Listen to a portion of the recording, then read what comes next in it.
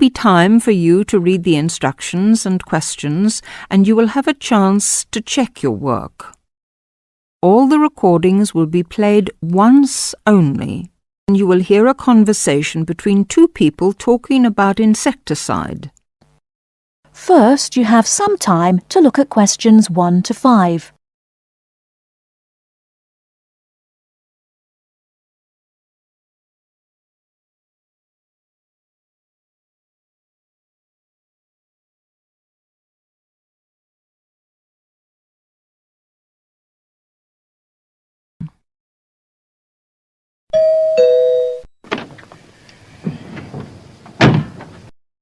Yes?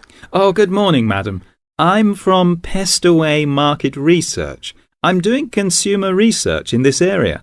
I wonder if you'd mind telling me, do you use Pestaway in your home? Pestaway? Oh, the insecticide thing. Well, yes, as a matter of fact, I do. What do you use it for, madam? Fleas, ants, cockroaches, woodworm? Oh, cockroaches. This is an old house, you see, and we often get cockroaches in the kitchen. I tried scrubbing and disinfecting, but it didn't seem to do much good. And then I heard a commercial about Pestaway, so I thought I'd try that. Was that on TV? No, it was radio, one of those early morning shows. You heard it advertised on the radio? Fine. And you say you use it in the kitchen. Do you use it anywhere else in the house? In the bathroom, say? Oh, no. We've never had any trouble anywhere else. We get the odd wasp in the summer sometimes, but I don't bother about them. It's the cockroaches I don't like. Nasty, creepy, crawly things. And you find Pestaway does the trick? Well, yes, it's quite good. It gets rid of most of them. How long have you been using it, madam? Oh, let's see. About 2 years now, I think. About 2 years. And how often do you find you have to spray? Oh, I give the kitchen a good spray round the skirtings and under the stove, you know, about every 6 weeks. Every 6 weeks or so, I see. Before you hear the rest of the conversation, you have some time to look at questions 6 to 10.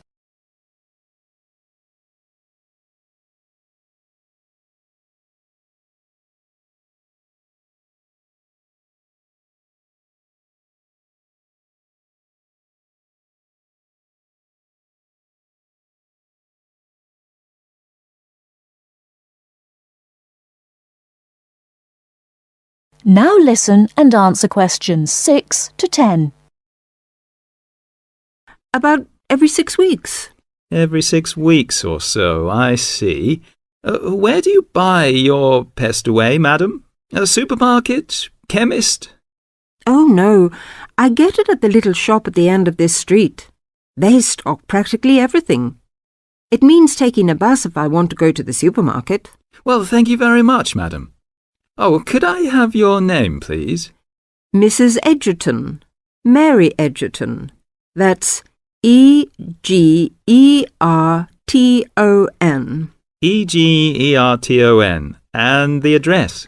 The address is 12 Holly, Peterford. 12 Peterford. And may I ask your age, madam? Oh, well, just put down I'm over 50. As you like, Mrs. Egerton. And occupation? Housewife?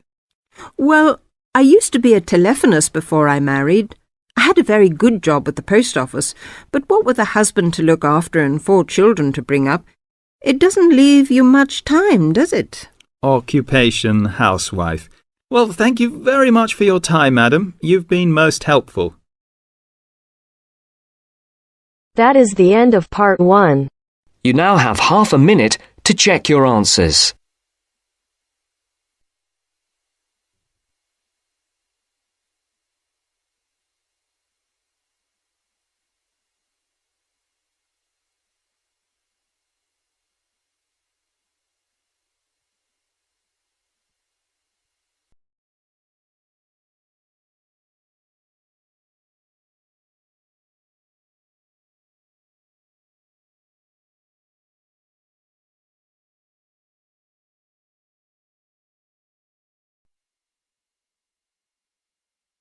Now turns to part 2. Part 2. You will hear two first-year engineering students discussing their project on devices which have been specially designed for use in developing countries. First, look at questions 11 to 14.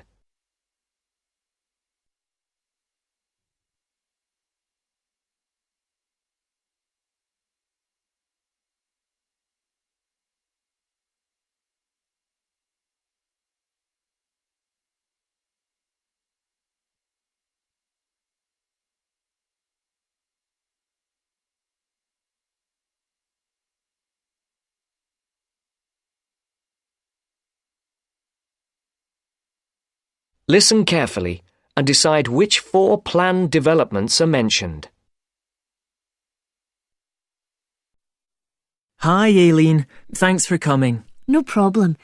We've got our presentation coming up on Tuesday, so we need to get everything prepared now. Yeah, so we're agreed that we're going to concentrate on these 2 devices which have particularly helped people in developing countries. Yes, and we'll present the information in the form of a table, so it'll be really clear for non-specialists. We'll have 3 columns, using the headings we discussed in the last seminar. OK, I've got those here. I'll make notes. So let's start with the clockwork radio and how it works. We'll obviously say how it's powered, i.e. that it's wound up. Yeah, and we'll also need to explain how the energy is stored. OK, in a spring. Fine, keep it simple. But we also need to say that the thing which makes the mechanism so special is the inclusion of a gearbox, which makes it possible to release energy extremely slowly. And that means that it can operate for a long time with minimal effort. OK.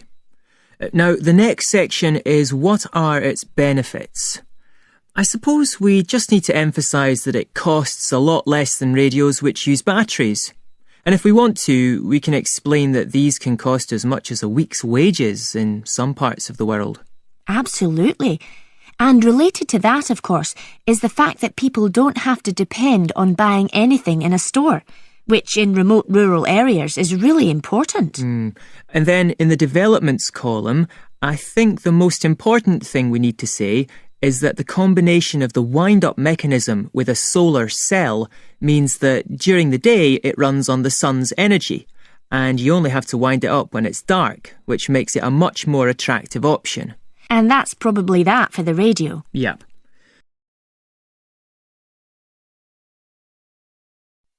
Before the broadcast continues, look at questions 15 to 20.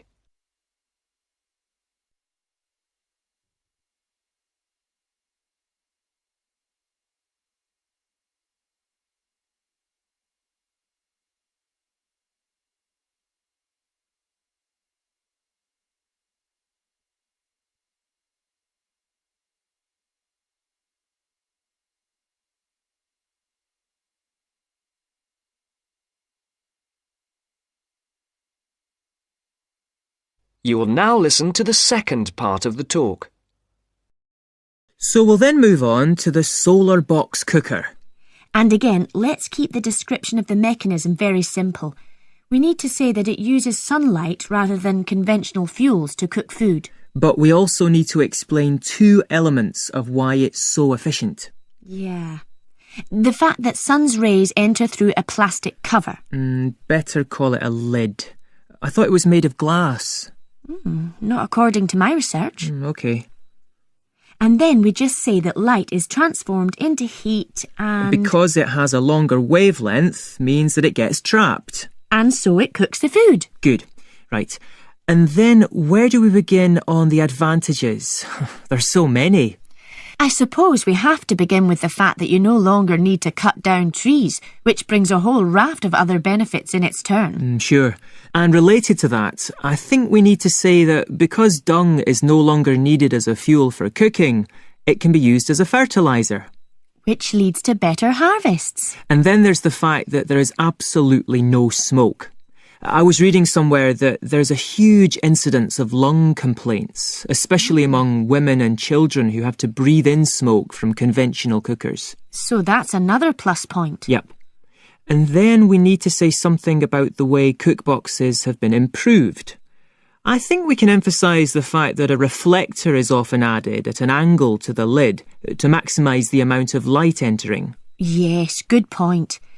And also, I read about the fact that the floor or base of the box is raised, which improves heat retention. Oh, and I think we should mention the fact that many of the new boxes have a sloping or inclined lid, which increases the surface area to capture the sun's rays. Yes, that's a good point to finish on, I think. So, I'll write up that table on an OHT if you like, and we're all set for our presentation. Yes, great. If there's anything else that you think we should discuss...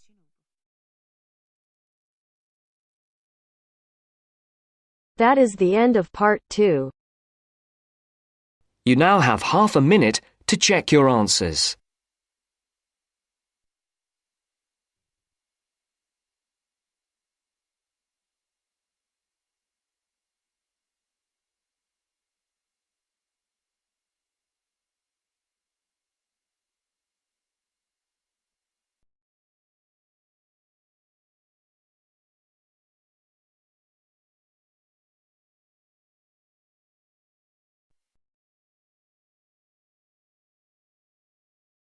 Now turns to part 3. Part 3. You will hear a group of students, Henry, Joe, Nancy, and Gordon, discussing changes to their work experience placement arrangements.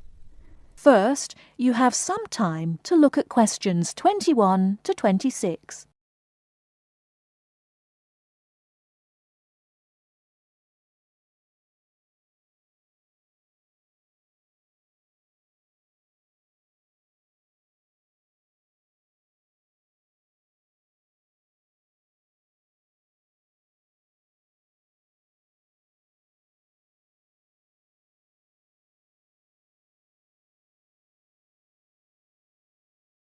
Now listen carefully and answer questions 21 to 26.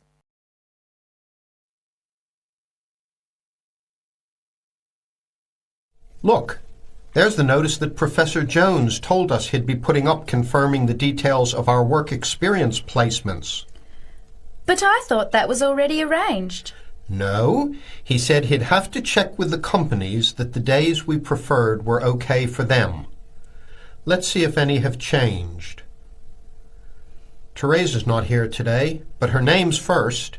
It says the Uni Bookshop, Friday mornings starting on the 23rd of March. So nothing's changed. I'll let her know. What about Manuel? He's not here either. Is he still going to the music store in the high street? If it's mainly music, yes, he's still down for that on Friday afternoons starting on the 9th. The day's different.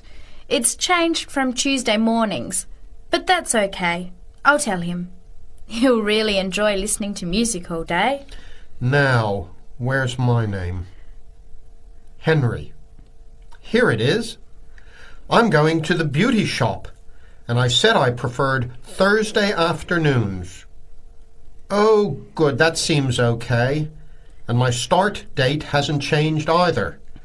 Joe, what day did you opt for? I'm going to Highway Hotels on Monday mornings. Yes, that's okay. And starting on Monday the 12th of March. Oh, has that been changed? Okay, I was scheduled to start the week before. I'll just make a note of that. What about me, Henry? Have I still got the Explore travel service on Wednesday mornings? Just a minute. Where's your name? Let's see. Nancy. Okay, here it is. Explore travel on Wednesdays, yes, but afternoons, and starting date is Wednesday the 14th of March. Has the date changed? No, not the date, just the time, which is fine. I'll get to sleep in. You lazy thing, Nancy. Chris's name is next on the list. Gorgeous Gowns Fashions. What a name. Yes, it sounds good, doesn't it? I'm hoping he'll bring me some free samples. So, has he still got Wednesday mornings? Yes, Wednesday mornings starting on the 14th of March. OK, I'll tell him when I see him tonight that his arrangements haven't changed. Gordon, what about you? I chose that software company that makes computer games. I can't remember its name, but I asked for Tuesday afternoons. Oh, yes. Here it is. Games to go on Wednesday mornings.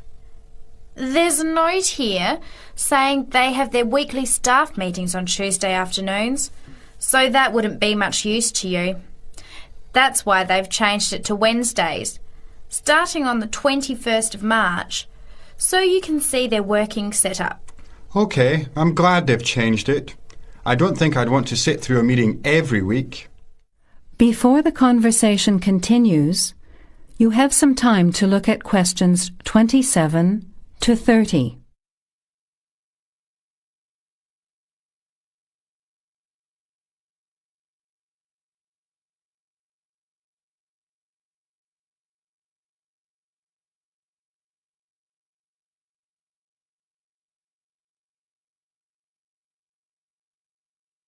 Now, as the conversation continues, answer questions 27 to 30. Can someone remind me what time we have to get to our placement in the afternoons? It says here, mornings start at 9 a.m. and afternoon sessions at 1 p.m. Oh, that's a shame. I thought Professor Jones was going to change it to 9:30 a.m. and 1:30 p.m. Yes, he did say that he'd try to make it later, but obviously that wasn't possible. By the way, just in case, what happens if we're ill or something and can't make it? Do we phone the college or the place we're going to? I think we have to phone the company first and then the college. Didn't you get the information sheet about work experience at our last seminar? No, I missed it because I had to go to the dentist. What else did it say? Well, we have to do a total of 24 hours altogether. So if we miss one of the arranged sessions, we have to organise another time to make up the hours. And he gave us details of the presentation we have to give about our work experience. Oh, really? What do we have to do? In week 10, we each have to give a presentation to the class about the company we've been with. It's 30% of our final mark for this subject, so it's going to be a lot of work. Yes, he's expecting us to do a lot of research while we're there so that we can outline the history of the company, its management structure, number of employees, other branches, etc. And he said we should use lots of visuals such as diagrams and flowcharts during the presentation. Yes, and we should also include what we did each week, the different departments of the company or positions that we observed, and try to relate what we saw to our studies so far. He gave examples like management style, accounting systems, information technology, and so on. You were right. It sounds like lots of work. That is the end of part 3. You now have half a minute to check your answers.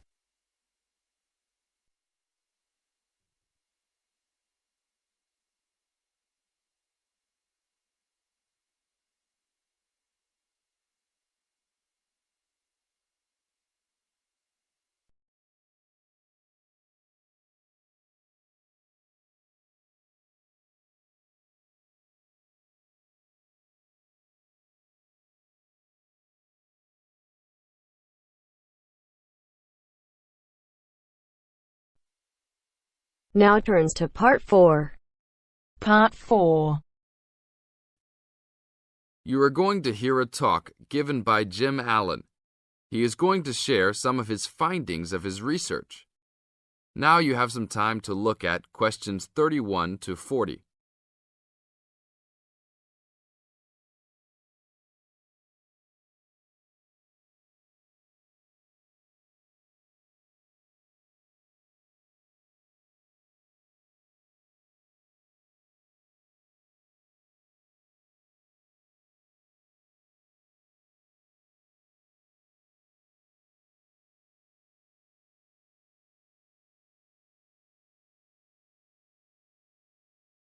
Now, listen carefully and answer questions 31 to 40.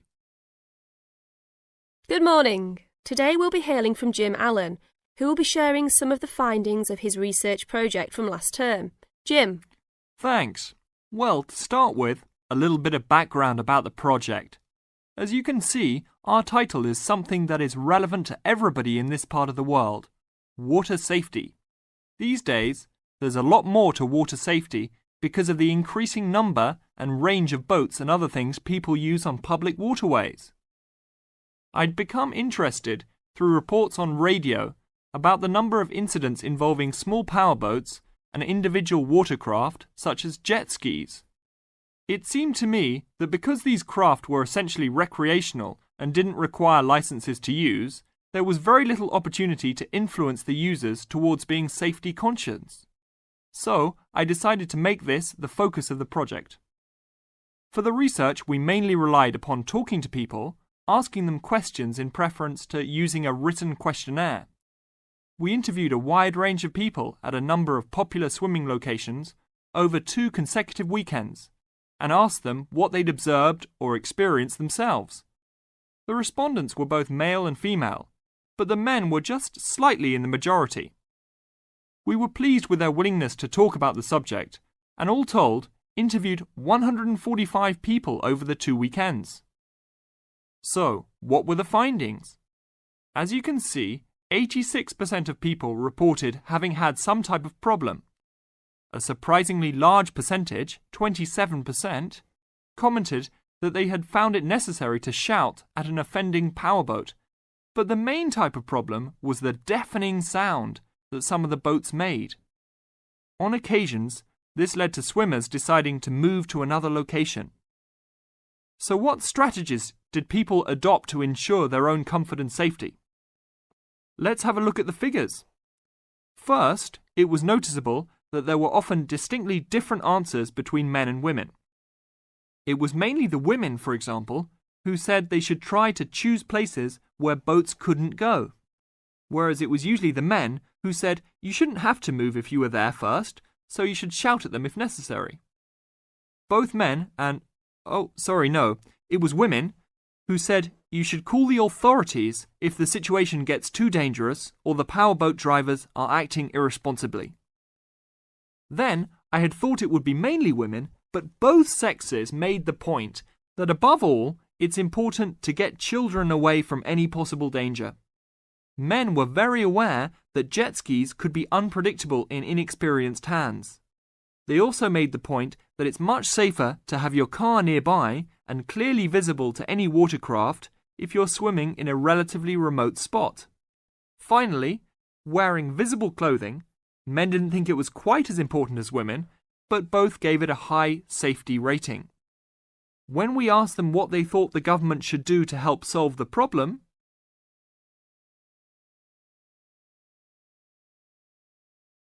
That is the end of part 4.